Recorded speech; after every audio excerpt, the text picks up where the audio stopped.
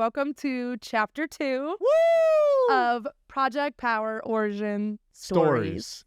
We got it that time. Spectacular. Ah, fuck. Yeah. I spoke too soon.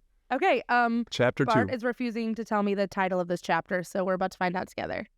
Well, first, let's recap Chapter 1. Super fast, just for those who may have not seen it. Okay, Chapter 1, we went over how we got a building, and that's it. Key points, real quick. Key points. We almost had a firehouse. Yep. We almost had a McDonald's. We got this instead. Yep. This whole building was blue. Yep. There was a dead bird. Yeah. You nailed A all the couple main of fake points. plants. Yes. I don't know where Highway 94 is. That's all you need to know right there, guys. That's And now Chapter we're in 1. Chapter 2. Chapter 2. Renovations. Renovation. Yeah. So, we got the key. I have it in my hand. And it's time to get started on turning a showroom for sunrooms into a gym. Okay. 9 million square feet of blue carpet. And compartmentalized wall. There's 2 bathrooms with just 2 stalls. And, that's not how a gym should look, I don't think. Well, You could. I mean, you could. I just don't think it'd be very successful. Right. All right. So what it's time for is time for us now to get our hands dirty. And by our hands, it's my hands because I'm in this essentially all on my own so far. Right. Okay. At the time, I am working as my personal training business needs me to, which means I work 5 a.m. with my first client to about 10 a.m. And then I have a break until about 3. And then I have clients from 3 p.m. to 8 p.m. I do that Monday through Friday. Saturday, I work 5 a.m. to about noon. Okay, so that is my full-time training schedule. Yeah. Now, that's a pretty full schedule. So that's where the necessity for the gym came from, is essentially I had to say no to so many people for my own personal training because I didn't have any spots, that I'm like, obviously we're doing something right here. People are seeing results. They're enjoying the philosophies. They're getting behind what I'm bringing. Yeah. So the need for the gym came from, I have the surplus of people that like what we do. And by we, I mean, again, it's myself. I am 2 people. You're like at least 7 people. You think? Yeah. It's because of my personality? It's the height. I'm so big? Right. Yeah. Okay, Yeah. cool. Yeah. Good answers. Promoted. So that I'm like, okay, why don't we just create a physical place where the philosophies can stay true, even though you maybe can't train with me. Here's a place you can belong to if you like what I'm doing. Okay. Cool. Yeah. All right. So then that means that this place needs to feel, look, act in line with those standards and those philosophies that I had for my personal training. Yeah. And my personal training was fitness and nutrition made personal. It's for you. It's what you enjoy in the line of you getting where you're wanting to go, right? So, first things first is I have to start changing the look of this place. I know that right now, feeling good has to do with looking good. Looking good can help you feel more confident. That confidence will help you try harder and bigger things. This place, my goal was to make sure that it pushed you just this far past where you're comfortable, either with how cool it looks, and maybe it's a little intimidating because you're used to not going to somewhere that's so flashy, to the equipment being so high level that you're like, I don't know, this looks a little much. I have never used anything so maybe complicated or highbrow or whatever. I know that if I can give you a space that's just that far out of your comfort zone, it will push you to try bigger and better things. Yeah. Okay. So first things first, we got to tear up the carpet. Let's restart. I don't know if blue carpet is where people want to take pictures. Probably not. Okay. And so I had one of my buddies that I used to I worked with at Supplement Superstores. He had reached out to me, heard that I was doing something, and was like, hey, you mind if I'm a part of it? No problem, man. So him and I together walked in here day 1, and I'm like, okay, we got to start ripping up carpet so we can put the rubber down and the flooring and all that. So speed bumps happened right away. Oh, no. Okay, like I told you, chapter 2 is going to be crazy. It's going to be crazy. It starts with ripping up the carpet by hand. It's very thin and is glued they probably invested in a glue company with how much glue that they use for this shit. Like, you talk to any sane person, like, yeah, you just have... No. These motherfuckers probably dumped the bucket and then squeegeed the shit and then laid the carpet down. It's just Elmer's glue everywhere. Yes. With super glue on that and then fucking Gorilla Glue on that. Okay? So this thing is whipping. I'm talking like your hands are bloody because we've got 9 million square feet of fucking turf. Yeah. Okay, so it's not easy, but it's also simple, right? You're just tearing up carpet. You roll them into rolls. Good. Cool. There's floor outlets because this place used to be riddled with like a showroom for sunrooms. So there's outlets in the ground for the lamps and all that stuff. Right. I rip up one of these outlets because it's connected to the carpet and the whole outlet came out. So all that's left is the concrete and then the hole where the outlet was. Guess what I saw when I looked into this hole? What's that? 30 feet of air. I didn't know we're on the second floor of this building.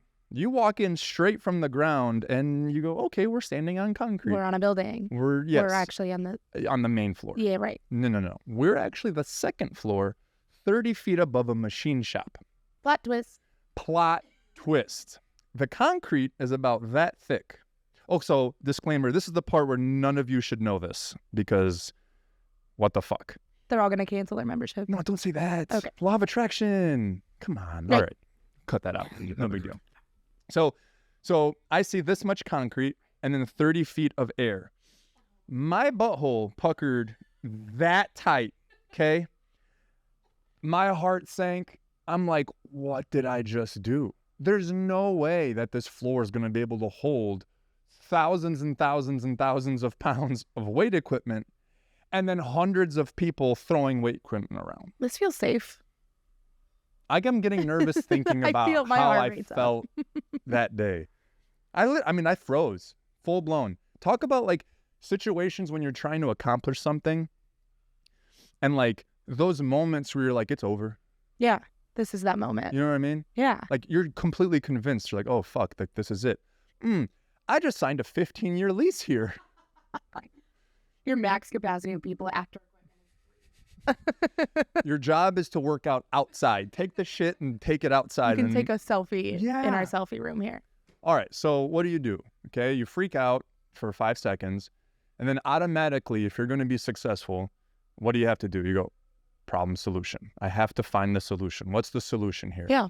So my assumption is this floor can't handle what we're going to do up here. So what do? I immediately, get on the phone and I start looking at structural engineers. I need an engineer to come in here and tell me in what kind of danger are we really in. Okay. Right? Because I just signed a lease with the owner of the building and he didn't even blink when it came to, hey, because he knows I'm building a gym up here. Right. So he didn't seem concerned at all. So maybe I don't know everything there is to know. Maybe I shouldn't assume. Calm the fuck down. Make a phone call. Chill out. So sure enough, I reach out to a structural engineer through my architectural buddy. And, it's $500 just to have him come out and look at it. Nice. So after buying a building, that's super affordable. I'm telling you, it's unreal, right? So he comes out and what they do is they basically go underneath you and they check, they check the blueprints and then they check the actual visual of what you're standing on and all that. And I wasn't there because I was training people, but my architect that helped me design the locker rooms, he came out and, I'm sitting there waiting for a text message all day. You know how it's like you have something super important over here, but you still got to do your shit. And I'm like, I'm into our training, but in my mind, you're like I don't know, fucking a phone. And I don't like have my phone with me when I train people because it's just us. Right.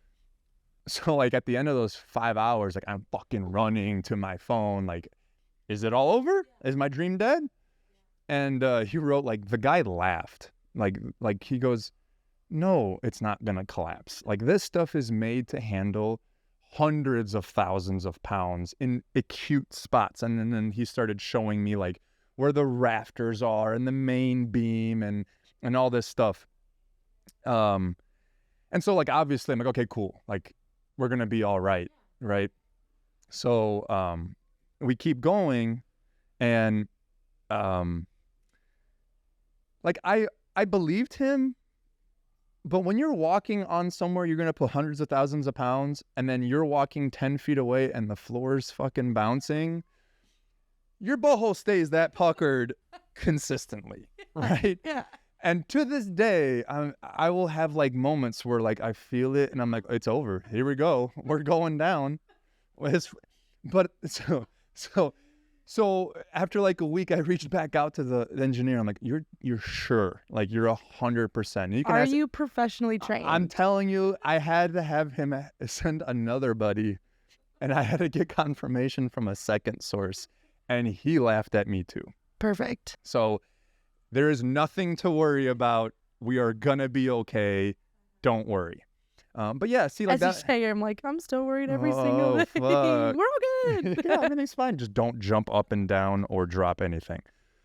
But if you've been here, one of my big rules is to not drop weights. Well, now there's a twofold reason for that, because we are on top of another business, and they're the owners of the building, and there's a common courtesy.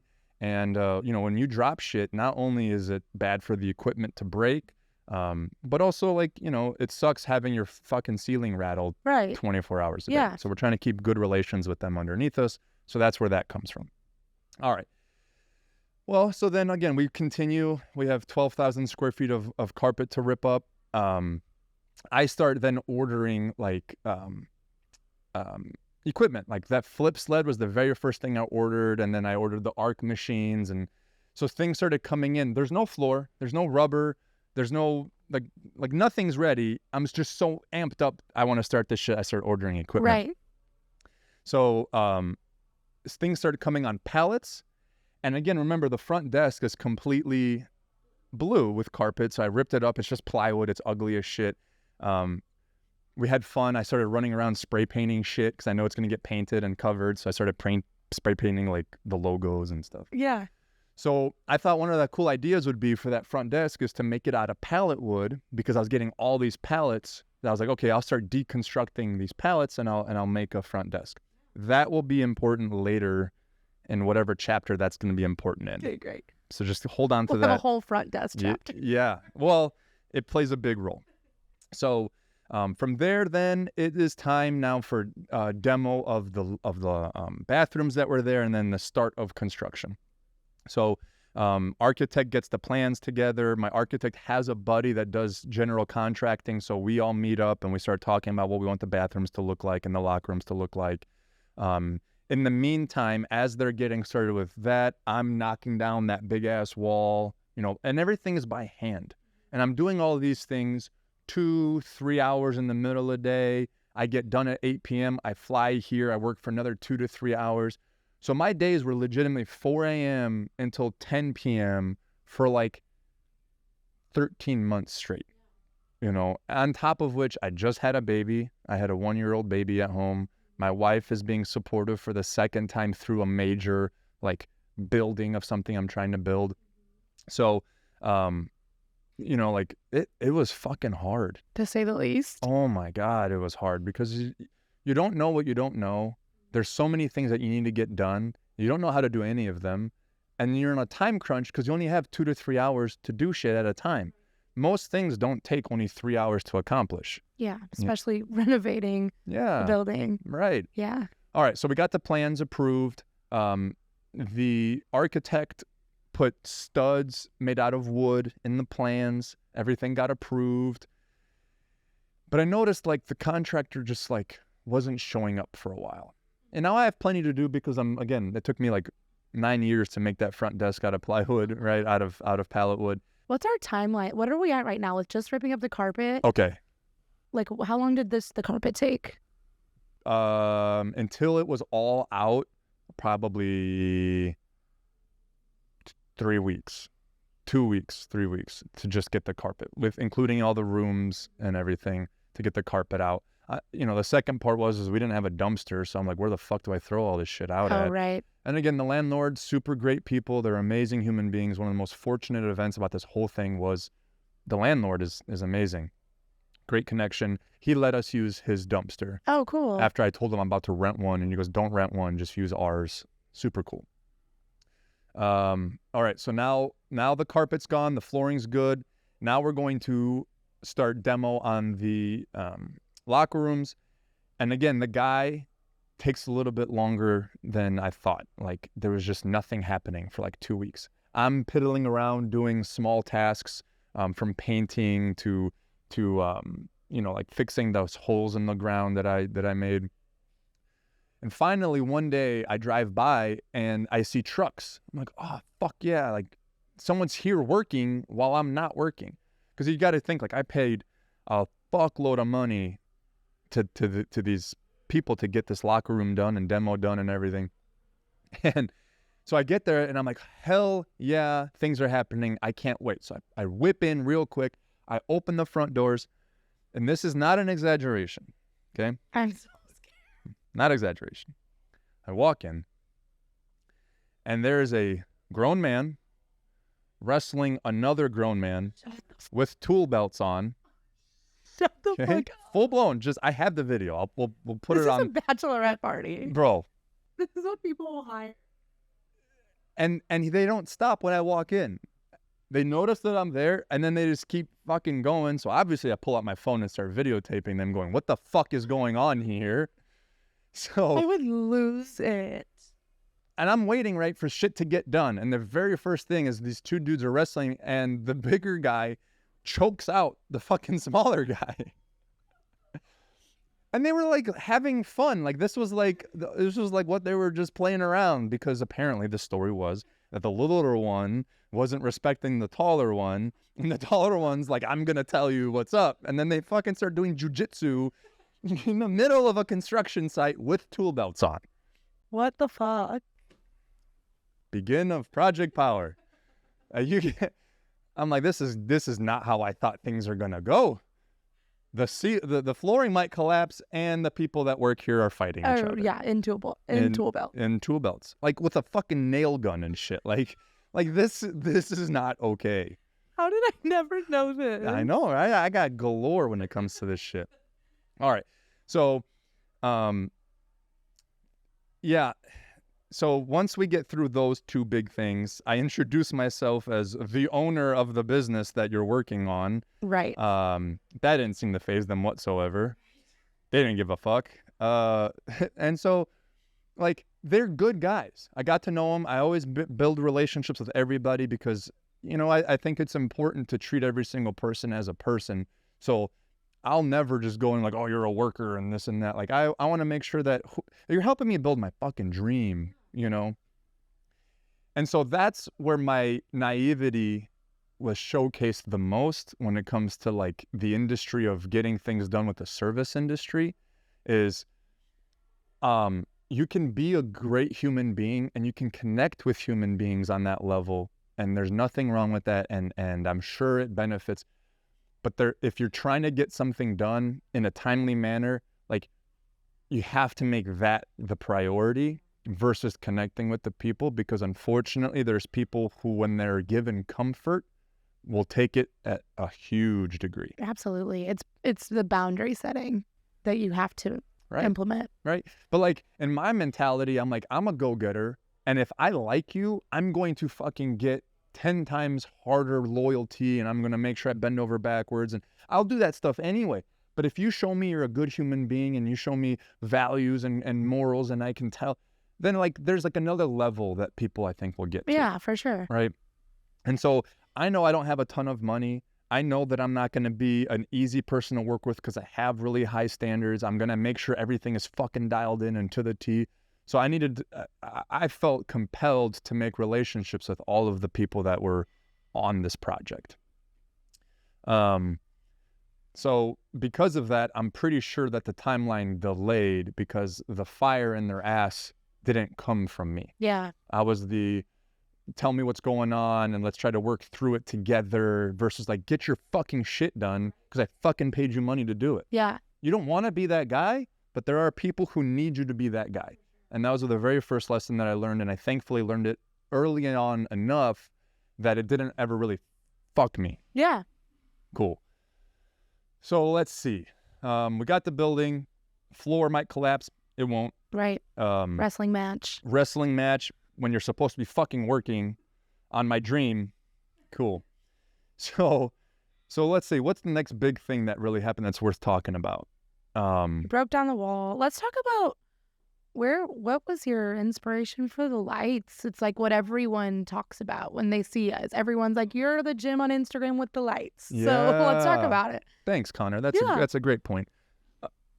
Remember I said earlier about like getting people just outside their comfort zone? I also know that when you do something you're really proud of, you like to showcase it, right? So like, let's say you bought your dream car, a car that you've been wanting for a long time and you save up for it. You buy it and automatically you put it on Instagram, you fucking drive around and show all your friends. Like, you want to be like, look what I've done.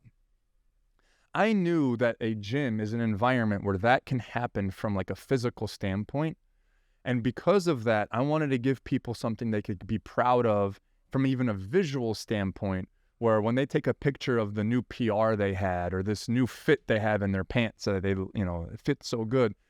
When they take that picture, I want the physical place they take it to represent just as proud of a thing as what they accomplished. Oh, I like that. Yeah. You know what I'm saying? I want every bit of this place to scream something you can be proud of. And obviously now with social media, I know it's going to be plastered all over the internet. So what better way to market and showcase your place than to make it so individualistic? Now, where the hell did they come from? They're from Australia. Cool. I was flipping through the internet, Instagram, and I came across this Lamborghini. And I've seen many Lamborghinis, but for some reason, this one looked fucking awesome. Well, they had little hexagons reflected inside on the paint. And I'm like, dude, that looks so dope. So I quickly found out like who or what detail shop that was. It was some shop in like California or something, or maybe Florida. I reached out to them and I'm like, hey man, that lighting is sick. Like, where'd you get it? How do tell me the story. So like, hey, it's this small-ish company in Australia that's called Get Lit Lighting, Get Lit LED Lighting, something like that. Yeah. And basically I'm like, okay, cool. So Australia. So I have to contact Australia to figure out these lighting, because I went on their website and their website only has like, you know how this is like a giant grid? It only has like 5 of them put together. Okay. Because if you think about it, like a detail shop for a car is a rather small spot. So there's only 5. I'm going to need a lot more fucking than 5. Yeah. So do you know how hard it is to reach out to Australia because they're on the exact opposite time zone? Right. I can imagine that being a little difficult.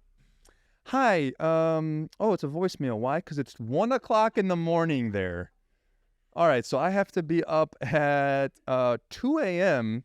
Perfect. to be able to talk to somebody. Nice. So that's what I did. I stayed up until 2 a.m. and I called them. And we started the conversation. I told them what we were looking for. I asked if they had ever done anything like this before, because essentially it's going to have you a completely custom job. And they said no, but they were willing to try. Okay, sounds good. So let's do that. They come out. I send them all the floor plans and everything, and so they're going to build me out 3 ideas for how we can light this whole thing up. And we're not even done yet. Like, you look at the arrows are dope. And the arrows on the turf are dope, and then the fucking hexagons are dope. Well, we still have a badass floodlight to put above the front desk that we haven't even installed yet. So stay tuned for that. It's gonna be even sneak peek. It's super Okay. super sick. It's Little got a teaser. Oh, super dope. Okay, I pick one. We settle on a price. He had no idea what to charge because it was the first thing. My negotiating skills are again coming out. I'm like, listen, dude, I'm building 100 of these gyms.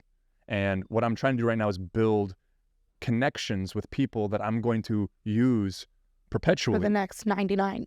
Exactly. So I'm like, don't look at this as one sale. Look at this as 100 sales. This is just the first one. Mm-hmm. And they were on board and they're amazing. Like, Get Lit Lighting LED. I'm sorry. I'm going to get it right. Here we go. GetLitLEDlighting.com.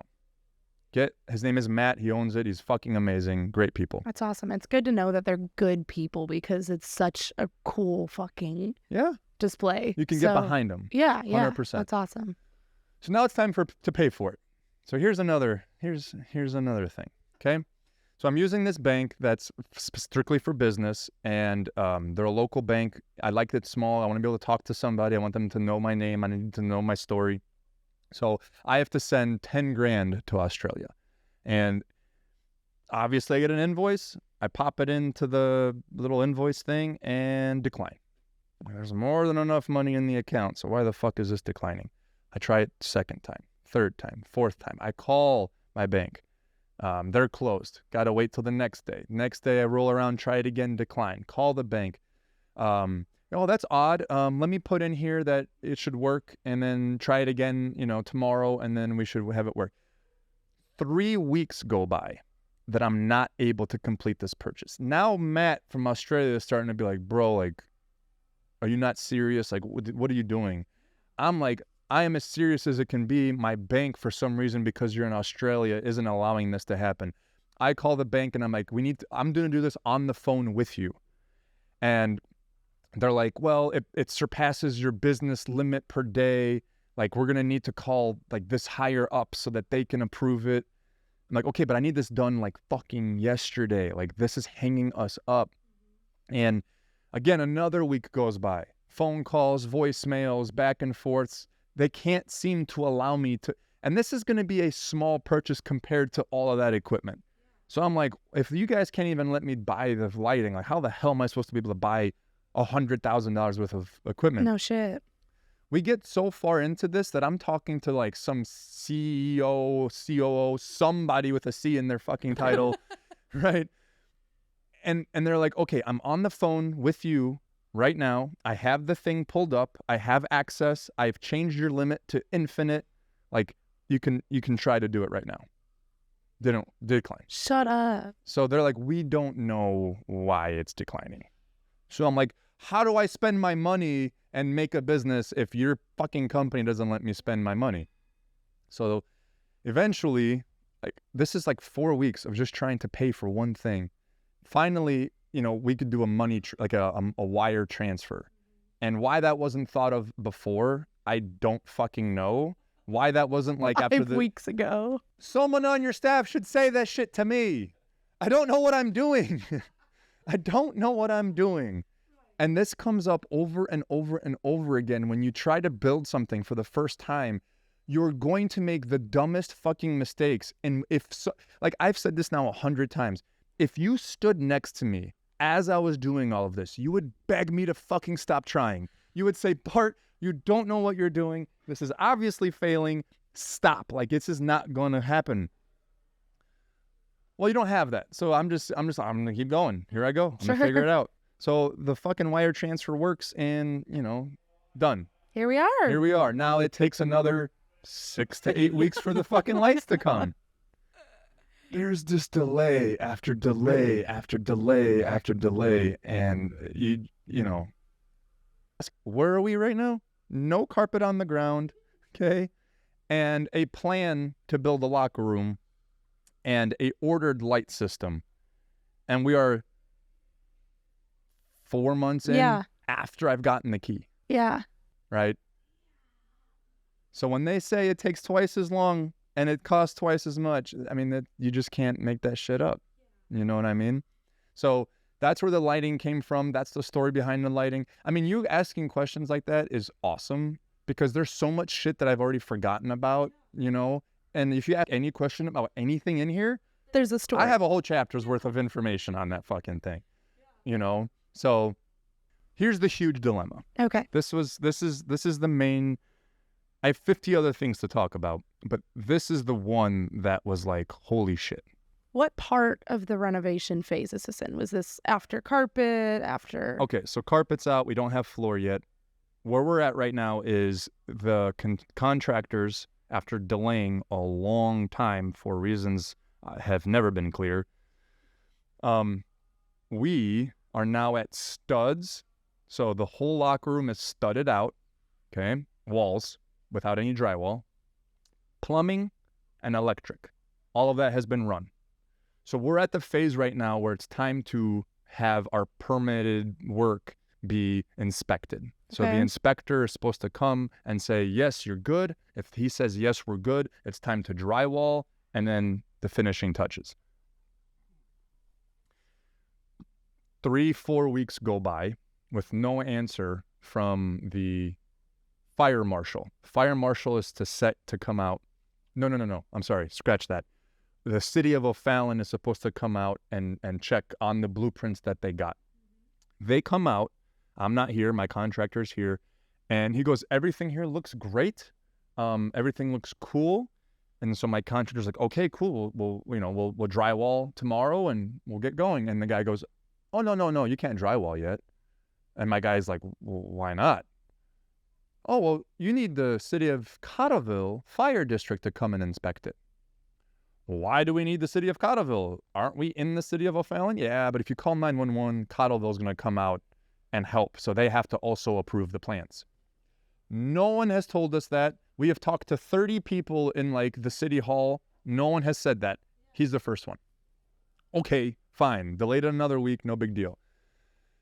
The contractor kind of dragged his feet a little bit on sending the permits to the city of Cotterville Fire District. So I'm waiting 2 weeks. He's like, yeah, they're not out yet. Yeah. I finally reached out to Cotterville and they're like, yeah, we haven't heard anything about you at all. Cool. Awesome. How many times a week are you crying? It's a perpetual cry. It's just no more tears are coming out because they're dry. You're dehydrated. That was my laugh. So I submit the plans electronically through this thing called email. It's super cool. And they come back and say, oh, yeah, you're going to have to rip all of that out. Like, you can't have that. And I'm like, which part do I not, what? Yeah. You can't have wooden studs. So you're going to have to rip out everything you've done for the last 3.5 months. That's $90,000 worth of work. You're going to have to just go ahead and restart. I feel nauseous right now. I'm getting angry right now, all over again. I feel sick. Mm-hmm. No way. So that's the initial response.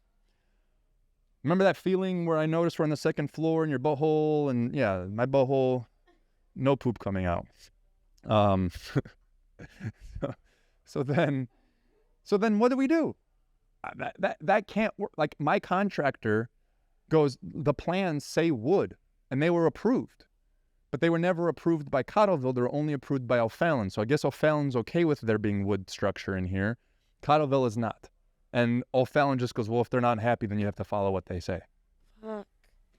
So I'm like, okay, is there like a way out? Can we this is not the answer. Like, this cannot be the answer. I know my contractor did what he was supposed to do by the plan. So it's not his fault. Yeah. What do we do? So my contractor supposedly contacts the fire marshal and says, is there anything that we can do? Like, he goes, nope. So that's one email shot down. My architect sends 3 emails with options. We'll add more fire, because their whole thing is like wood burns faster than steel. Right. But wood's so much easier to work with than steel. That was the excuse that they used. I don't know. I'm not into it, but that's what was happening. So then my architect sends 3 emails, each like lining up like, we'll do this, we'll do this, we'll do this. Nope. We got 15 emails. Natalie emailed 5 times, called twice. I'm like, okay, this is going to be on my shoulders, because everybody did what they thought they could do. And everyone's coming back with like hey, he just says no. Like, he doesn't give us any leeway. He just says no. Right. I'm like, no cannot be the answer. Like, it just can't, because if it is, this is all done. I don't have another 90,000. Like, the literal dream is dead. I'm on the hook for a lease that I can't pay for. My fucking family is going to be on the street. Like, I'm going to have to foreclose on my house to pay for shit that, you know what I'm saying? Like, this cannot be it. So I start researching this man's entire bloodline. I researched family members, cousins, people he went to T-ball with. Like, motherfucker, if you interacted with this human being, I had your fucking address. His cashier at Schnucks. Yes. You emailed them. You passed this guy on Highway 60. Like, I know everything. So I started reaching out to all of, I'm like, hey, this is the situation. Can you talk to your boy? Can you talk to your boy? Talk to the kid you coached in 2nd grade. Yeah, like, hey, I saw you were friends in 3rd grade. Will you still keep in touch with this guy? And people are like, who are you? Who are you and who is that? Why are you asking? I'm like, I just need this guy, please, to say yes to this. I'm homeless. I'm not kidding. Like, that's not an exaggeration. I had like 6 people actually reach out to him. He said no to all of them. What the fuck? Said no. He hasn't even physically been in here. This is just off of a fucking plan that we submitted. So I'm like, okay, well, it's time. And what it was time for was to beg. And I begged. I wrote the most embarrassing, groveling, beggy email. I'm throwing my daughter's name in there. I'm talking about like, we're not going to be able to eat. Like, I'm going to live on the street with this answer, bro. I'm typing this from a box. I will on the show side you of the highway. only if you promise not to judge me.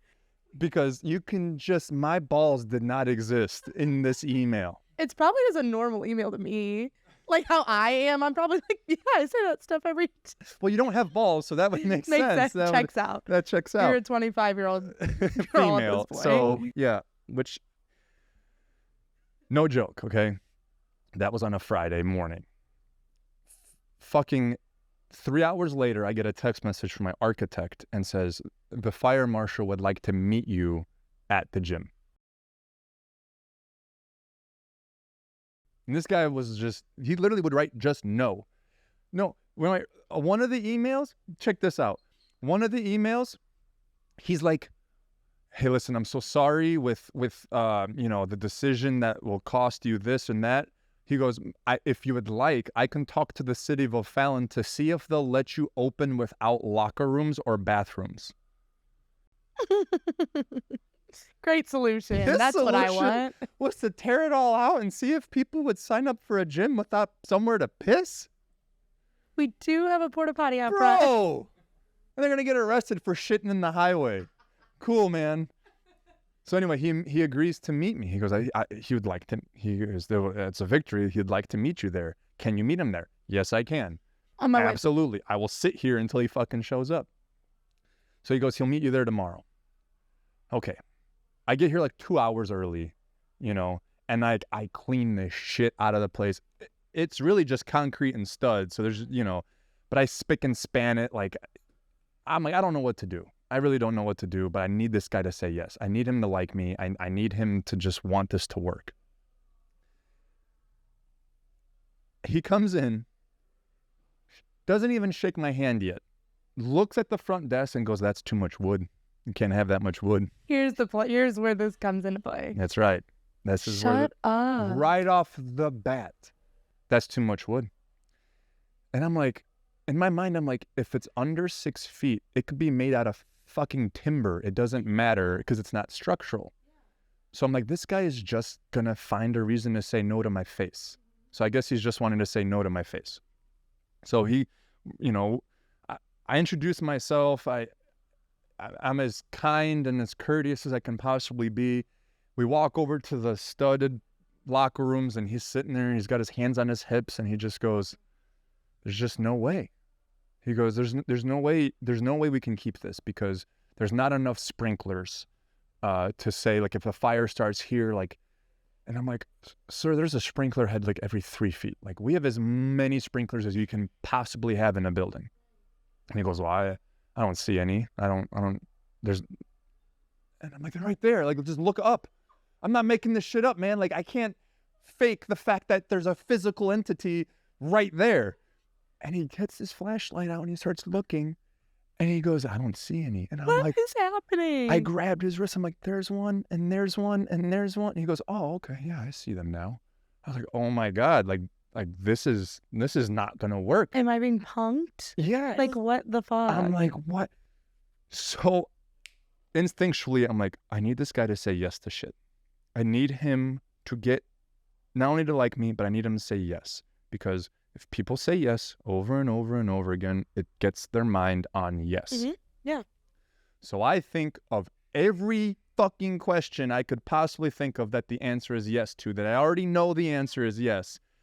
From like, I already researched every fire code on the planet, right? So I started asking about like certain things that I'm going to need to get his attention away from that. So I'm like, oh, and just after that, like, we need a fire extinguisher every 70 feet, right? He goes, yes, yeah, you did. Okay, let's take a look. Okay, you got one there and you got one there. Okay, that's good. Yes, okay, great. I'm like, okay, great. So we also need an exit sign, like every X exit. He goes, yep. Oh, okay, I'm like, okay, let's go see if we got those. Oh, we need a push door on this side door, right? So that when people leave, they can just push. Yeah, you need one of those. Okay, cool. Okay, cool. I did it for like, no joke, like 8 to 9 things that I already knew the answers to. My heart's racing right now. I'm reliving this. Up, I'm reliving this right now. I'm worked up. And we're walking around and I point out sprinklers and this and that. And we finally make our way back to the studs and he puts his fucking hands on his hips and he looks at it and he goes, such a fire marshal thing. My, I mean, like I can full, see like it. the full. I can see him. I don't know what he looks like, but I do. Super good dude. Literally awesome guy. I absolutely love him to death. Because I was torn before The Secret. I was torn because like I have hella high standards and I don't budge them for anybody. So as much as this fucked me up and as much as I hated this whole situation, I didn't have any animosity towards him because I would be the exact same way. I wouldn't budge for anybody for any reason, for anything. You know what I mean? So like I have utmost respect for this guy. I just need you to fuck it up and just say yes. Just one time. Just for me. Please. So he looks and he goes, all right, if you paint these studs with fire retardant paint and you send us pictures, we'll allow it. In 5 of the emails we wrote, we'd say we did that. Like we'd be like, we'll paint them with fire retardant paint. No. And I looked at him and I said, thank you. And I wanted to get him out of the building as fast as humanly possible. You know what I mean? So I shook his hand. As I was shaking his hand, I was like walking toward the fucking front. Thank you so much. He left. I screamed at the top of my lungs harder than I've ever screamed in my entire life. Like the fucking windows probably rattled. And probably the floors. Absolutely. Yeah. And after that, I'm like, there's nothing that we can't get up, we can't get around because that like we were dead in the water. And that process took 7 weeks. Yeah, dude. From the time they said no to the time he said, I'll allow it was 7 weeks. That is the test of all tests. And you figured a way around it. Yeah. I mean, like I said, like it just couldn't be no. Like it couldn't be. I knew it couldn't be. Like it was going to happen. I just had to find a way to make it happen. And when it comes to people, if people are involved, it's always possible. There's always a chance. If it has to do with people, there's always at least a 1% chance. Right? Because people are fighters, man. That's what made us successful as a race, as a fucking humanity as a whole, is our adaptability to be able to say yes when it's usually a no, or a no when it's usually a yes. So I'm like, this is going to be no different. So that was the main thing. But at this point, we're like 8 months past when we were supposed to open. And we don't even have drywall on our fucking lockers yet. There's no flooring. The locker room doesn't have drywall. So the next part, I guess the next chapter, the chapter 3, will be about how could we get to open after the big problems with construction, because that in of itself was a giant story right when we first opened. So there's more. But wait, there's more. My heart is racing right now. Like I am fucked up. That story I just relived all of those moments. My cortisol levels have never been higher. Mine did. I've never been. That was a horror story. I felt like someone was telling me a scary story. Right? I feel sick. I want to go read that email again. I really want to go read it. Yeah, I think we will. No, we won't. No, we won't. Hang it up by where the sprinklers are. Yeah. People have to find the sprinklers to find the Jesus. email. It was so bad. All right. Well, that's chapter 2. Chapter 2 was a scary ride. Yeah. I am unwell. And that's still not all of it. It's still, we're not even close to This is why we're open. going to do a YouTube channel. Because then you can watch hour-long videos about this shit. Yeah. So we're going to chop this one up. Instagram will get snippets. YouTube will just fucking throw the raw shit. Look for the YouTube channel, subscribe. when we start it, because you can't subscribe yet because we don't have Because it. it's not But existing we yet. will. We will soon once I figure out YouTube. Yeah. Today. Today. I'll download YouTube Love it. and create an account. Yes. Can't be that hard. Yeah. Cool. Let's shout out Jack. Yeah. Shout out Jack. I was gonna point. Yeah. I'm gonna put the microphone as it goes to video camera. Yeah. There you go.